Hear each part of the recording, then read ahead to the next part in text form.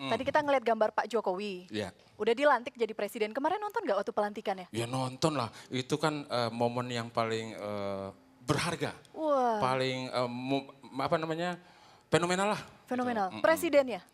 Bukan, Presiden ke-6-nya Pak SBY? bukan, Bukan Pak SBY juga? bukan. Jadi siapa? Pas pampresnya. Loh, kenapa? Allahu Akbar, ya. Untung, emang kalau tapping gitu ya Mas ya? Kalau tapping kayak gini, Disalah-salahin lebih mulu. enak live ya. Yaudah, kita salah-salahin ya. Berapa kali kesempatan? 3. Untung gue udah izin siaran, gak apa-apa. 3 kali blokir. Enggak, pertama, Joko.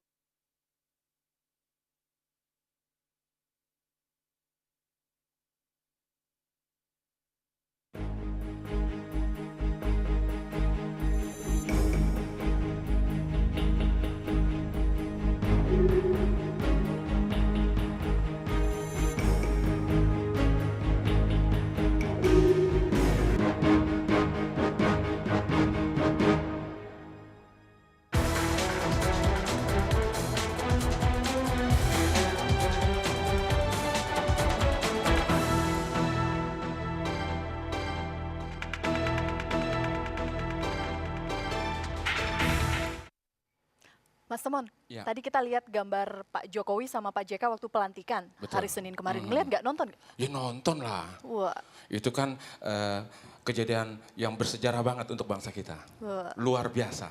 Oke, luar biasa Pak Jokowinya presiden. Oh bukan, Atau Pak SBY-nya? bukan. Siapa yang luar biasa lagi? Itu udah luar biasa loh. Pas pampresnya. Itu yang luar biasa. Kenapa? Kenapa? Ini aneh sendiri. Banyak kejadian-kejadian yang unik yang mungkin selama ini tidak pernah dilakukan oleh pas pampres. Biasanya kalau jalanan lancar, kali ini bermacet-macetan. Biasanya di dalam mobil, kali ini di luar mobil. Seperti begitu. Jadi kan yang sangat menjadi trending topik itu pas Wih. pampresnya. Trending topik. Nah, malam ini kita akan bahas tentang gestur Presiden Republik Indonesia ke-7 ya, Pak Betul. Joko Widodo. Sebelum kita ngobrol lagi, ada persembahan musik dulu. Oh ya, ini terinspirasi karena kejadian dari pas pampres kemarin. Jadi lagunya ya tentang kejadian hari Senin lah, lebih Oke, tepatnya gitu. biar penasaran, lagunya ditahan dulu. Ya. Nah, kita mau memperlihatkan cuplikan kepada pemirsa TV One yang mungkin kemarin belum ngelihat full pelantikan Oh ya, Pak Jokowi dan pasti Pak pada JK. nunggu. Yang udah nontonnya pengen nonton lagi. Ini kita kumpulin yang unik-uniknya, kita Ya. lihat bersama. Ayo. Demi Allah, saya bersumpah akan memenuhi kewajiban Presiden Republik Indonesia. 20 Oktober 2014, Indonesia resmi punya presiden baru. Joko Widodo kini jadi orang nomor 1 mengemban mandat sebagai Presiden Indonesia yang ke-7. Bukan Jokowi, bila gerak dan langkahnya tak mengundang tawa.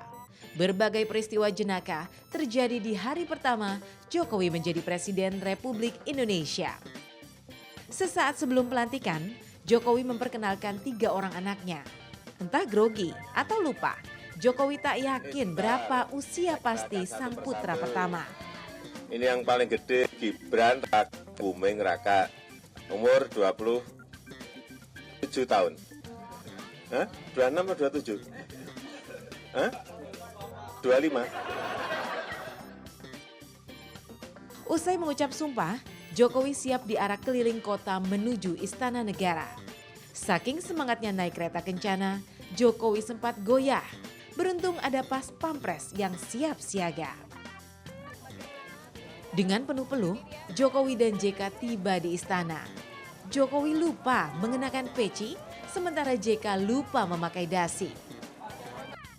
Tiba saat inspeksi pasukan, Jokowi tak sanggup menahan tawa. Penyebabnya, ia lupa memberi hormat pada pasukan. Jika saja SBY tak mengingatkan, Jokowi lurus saja melenggang berjalan di depan.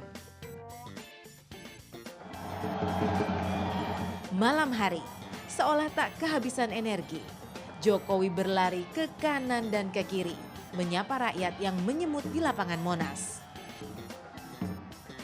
3 orang pas pampres pun tak kalah lincahnya ikut berlari di sisi Jokowi.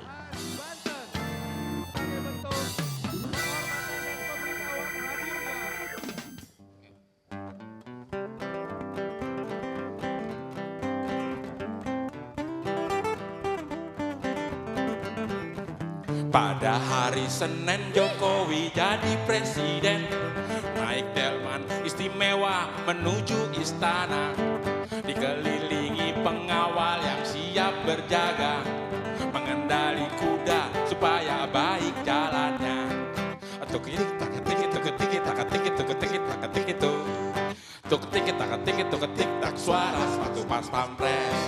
Pada saat Jokowi sedang periksa barisan, ia pun lupa beri hormat pada pasukan. Untung saja ada SBY yang mengingatkan, kalau enggak Jokowi pasti jalan duluan.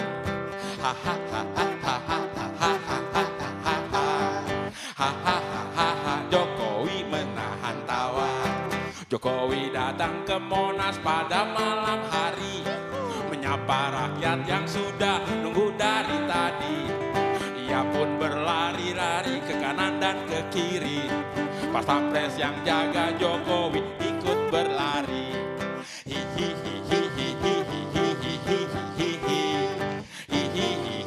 Yang lihat pun jadi geli. Tuk ketik tak ketik tuk ketik tak ketik tuk ketik tak ketik tuh. Tuk ketik tak ketik tuk tik tak suara sepatu pas pampres.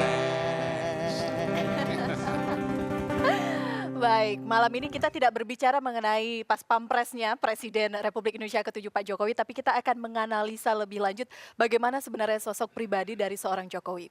Bersama saya saat ini sudah hadir pakar komunikasi politik, ada Prof. Karim di sini. Selamat malam, Prof. Malam. Kemudian ada dua sahabat Pak Jokowi ketika masih sekolah dulu, ada Pak Edi, teman Pak Jokowi di SMP Negeri 1 Solo ya.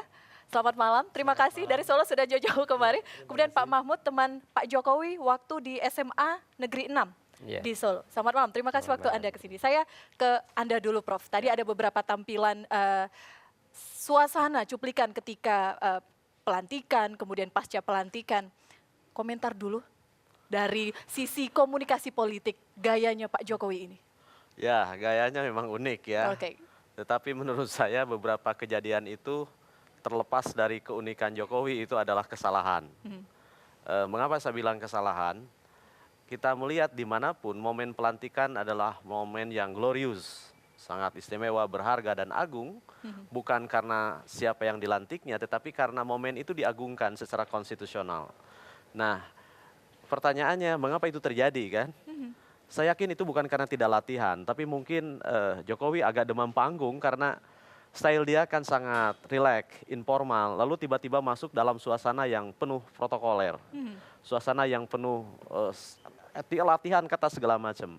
Tapi terlepas dari itu semua, justru yang penting menurut saya ya dalam kajian komunikasi politik, pesan yang dia sampaikan.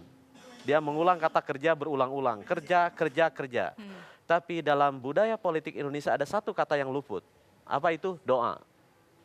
Sebab dalam budaya kita kerja dan doa itu digabung. Satu itu. Yang kedua, di negara yang sekuler, negara yang bebas, yang agamanya tidak diresmikan menjadi anggota negara sekalipun, misalnya di Amerika, setiap presiden sejak George Washington, setelah dia berdoa lalu mengatakan sesuatu yang tidak tertulis di dalam sumpahnya, dia katakan, so help me God. Dia mohon pertolongan kepada Allah dan itu menjadi konvensi yang terus diulang sampai sekarang.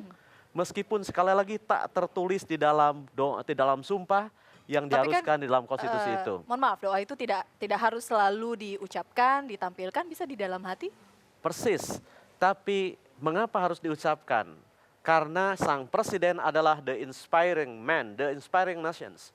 Dia adalah sumber inspirasi, sumber personifikasi, layar lebar tempat di mana orang memproyeksikan harapan, aspirasi. Sebab sering saya ulang bahwa sekarang ini, apalagi sejak Jokowi ya ini, presiden bukan semata-mata lembaga politis atau konstitusional, tapi tempat orang mencurahkan harapan, aspirasi, dan keinginan-keinginannya. Jadi sehingga presiden bukan lagi resmi, sosok resmi, konstitusional, tapi dia adalah sosok yang dicitrakan dekat dengan rakyat gitu loh. Termasuk juga kita akan berbincang nanti, Prof, dengan dua teman Pak Jokowi semasa kecil tapi dari. Menarik gitu. Apakah Jokowi tahu kedua temannya hadir di sini? Nah, nanti kita akan berbincang, pemirsa tetap bersama kami akan kembali di Caster.